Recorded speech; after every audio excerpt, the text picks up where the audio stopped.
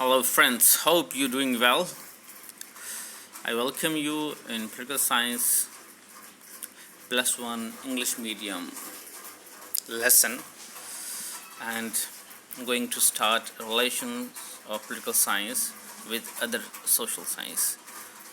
So today we have first topic, and the name of the topic is relations of political science with history. As we know that a man is a social animal and he lives in society. So in living in society, he does so many activities, right? Activities are economic activities, religious activities, political activities, moral activities, cultural activities, and we all have different aspects of life. So let's begin this topic and let's check out in detail the relationship between political science and history. Introduction. Man is a social animal. Living in society, he does so many activities which are social, economical, political, religious, moral, ethical, cultural, psychological, etc. Political science deals with the political activities, political behavior of man's life, whereas other social sciences deal with the other activities or aspects of behavior of man's life. If you take example, history deals with the past activities of man, sociology with social activities of man, includes all aspects of human life. Sociology includes all aspects of human life.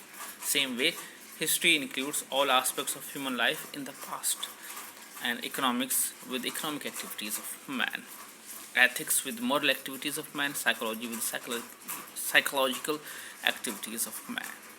But all activities or behaviors of men are not studied in isolation. Isolation means alag-alag karke nahi padha janta. They are dependent on each other. That's why we are going to study a relationship here. So all activities or behaviors of men are not studied in isolation. These subjects are dependent on one another for fully comprehension of man's activities. ਬੰਦਿਆਂ ਦੀ ਜੋ activities ਹੈ ਉਸਨੂੰ ਪੂਰੀ ਤਰੀਕੇ ਨਾਲ understand ਕਰਨ ਲਈ ਇਹਨਾਂ ਦਾ ਇੱਕ ਰਿਲੇਸ਼ਨਸ਼ਿਪ ਦਾ ਸਟੱਡੀ ਕਰਨਾ ਬੜਾ ਜ਼ਰੂਰੀ ਹੈ. So these subjects are dependent on one another for fully meaning of man's activities, right?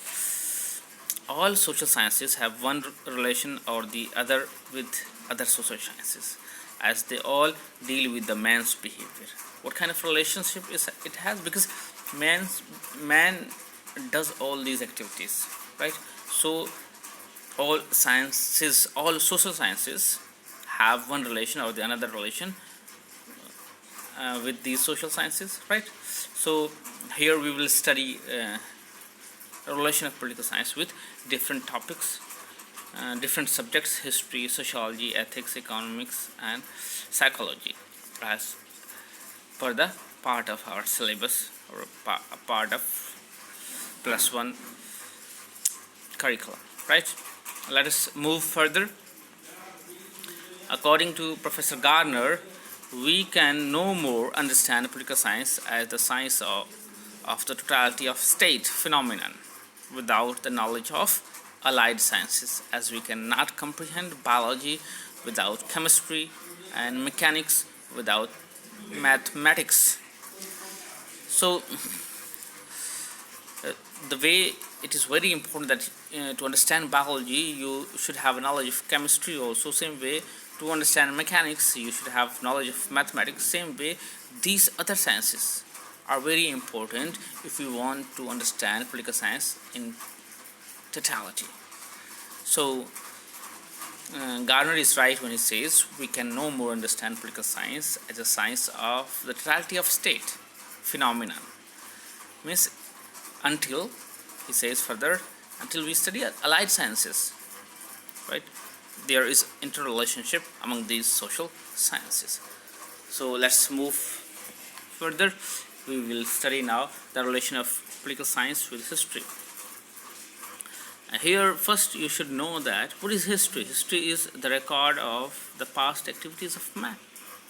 Whatever the activities man did in the past, economic activities, religious activities, social activities, political activities, moral activities, cultural activities, all type of activities are recorded in the history. So history is a record of the past activities of man. It includes political activities too. Therefore, there is close relationship between political science and history.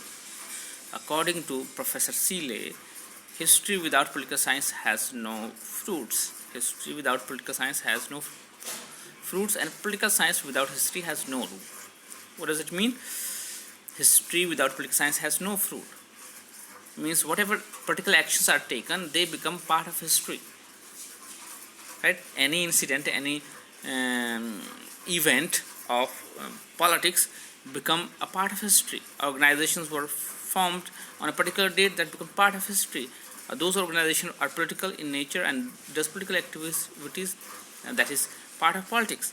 So history without political science has no fruit. Political science without history has no root. And if we do not history, we won't be able to know the root of the different organization, different concept, where from it originated, and what was the reason of its origin. So Seeley is right when he says history without political science has no fruits, and political science without history has no root. According to Freeman, history is past politics and politics is present history. Freeman is right when he says history is past politics. Whatever the events, the incidents, and the activities took place in the past, in the form of political activities, they form the part of politics of history also. So past politics becomes history, and present politics also becomes history with the time. So history is past politics and politics is present history. According to Lord Bryce, political science stands midway between the past and present of the history and politics. It is in midway. As we know that political science deals with the past, present and future also. What it was in the past, how it is in the present, what kind of organization and things would be in the past. So political science deals with all these things. It has drawn its material from the one, and it has to apply it to other. So this way Bryce is right. So it is somewhere in the midway, and it has drawn its material from the one, and it has to apply it to other. It takes material.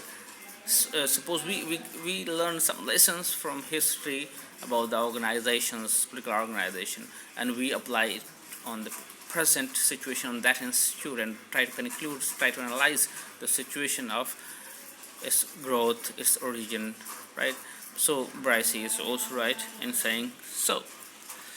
Let's move further. Now, hopefully you got that. Contribution of history to political science.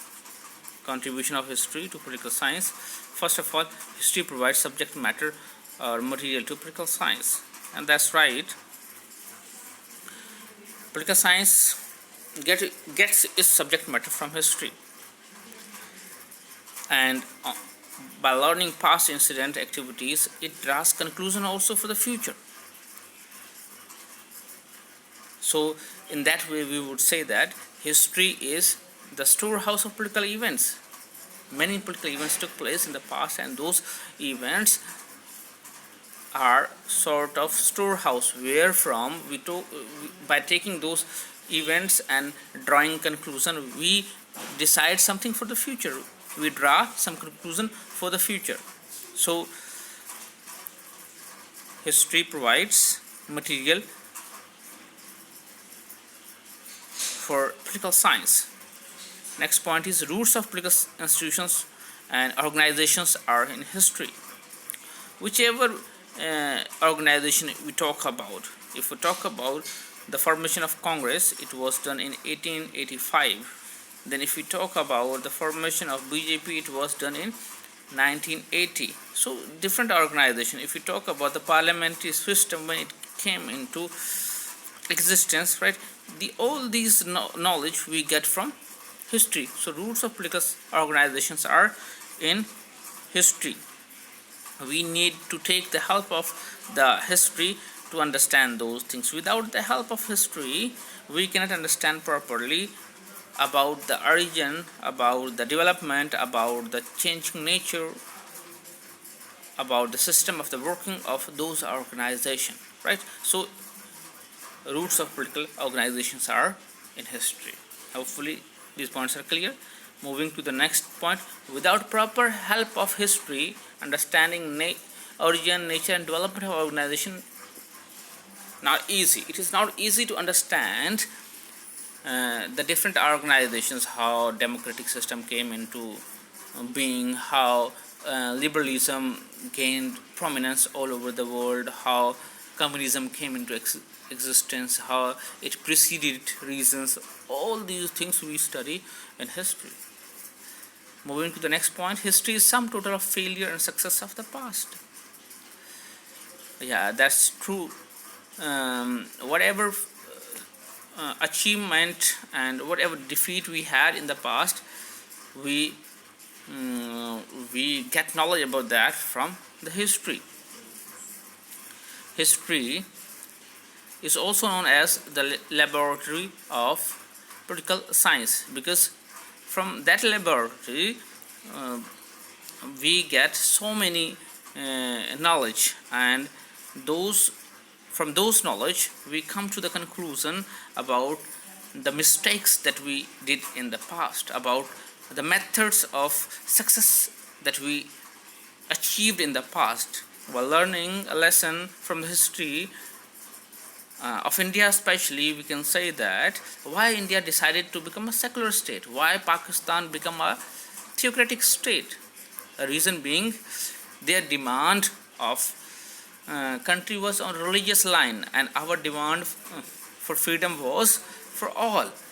So we adopted a secular state instead of a theocratic state. And we know that India is a multi-religious state, and to impose any particular religion on all would be not good, not proper for overall development, for liberal development and for democratic society also. So history, hopefully this point is clear. History explains the changes in political systems, and whatever changes have taken place in different organizations and governmental organizations, and in the form of the governments also, we come to know about it from the history. We come to know about how monarchy gave a way to feudalism, how feudalism and aristocracy gave way to democratic form of government, or how we people didn't like dictatorship in the past, and how everything has changed to present democratic form of government. So these things and we study in history, from history, and we come to know about different organizations and its evolution also. So history explains the changes in political system. Hopefully these points are clear to you.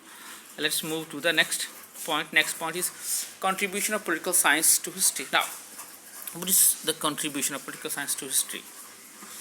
First of all, whatever the politics is going on today, it would become part of history, right? Politics of today is history of tomorrow. History gets its subject matter from political science, right? Political events of today become history of tomorrow, and we see that how in our freedom struggle those political actions were taken by our freedom fighters, and those we study in our history. We study about the struggle of freedom in India in our history. So we need to look at the history of especially if we talk about Indian National Congress Party, and we come to know about how it was launched, how it acted for the freedom of our country. So it is only through the history we come to know. So it forms the part of history. It becomes the subject matter of history. So history gets its subject matter from today's politics. Today's politics becomes history of tomorrow. Next point is political events, incidents change the course of history. Different political events, if we study in the history, we see that they have changed the course of the history. If we talk about the glorious revolution of 1688 in England, that changed the nature of monarchy in England. It became limited monarchy. If we talk in the context of India, in India, Jallianwala Bagh tragedy of 1919 made Mahatma Gandhi a non-cooperative, and he started non-cooperation movement. And same way, Russian Revolution of 1917 changed the course of Russian history, and Chinese Revolution of 1949 changed the course of action for the people of China. Right? So political events change the course of history. Hopefully it is clear contribution of political science to history. Let's move to now difference between political science and history. First difference is scope of history is much wider than the scope of political science. Now, as we know that these social sciences have interrelationship. So if you talk about the scope of history, history includes every activities of the man that was done in the past. It is political, economical, all, right? And but social, religious also. But political science studies only political activities and the behavior in the organizations. So there is difference in the scope. Difference in the scope. Scope of history is much wider in comparison to political science, right? History deals with every aspect of human life, as I told you, and political science deals with the only political activities of the man. Hopefully the point is clear. Now, history deals with every aspect of man's life. If we talk about the every aspect of man's life, it means it includes economic aspect, cultural aspect, political aspect, religious aspect, social aspects, all aspects of life. But political science deals with only political aspect. Next point, history deals with past only. Political science deals with past, present, and future. So if we talk about the dealing of the time, so in this we see that history deals with the past only. Political science with past, present, future also, right? Next point, history is explanatory and political science is analytical. History just gives the explanation, just record the details of the events, and political science analyze those activities. Political science give analytical explanation, and so there is methods of different method of studies.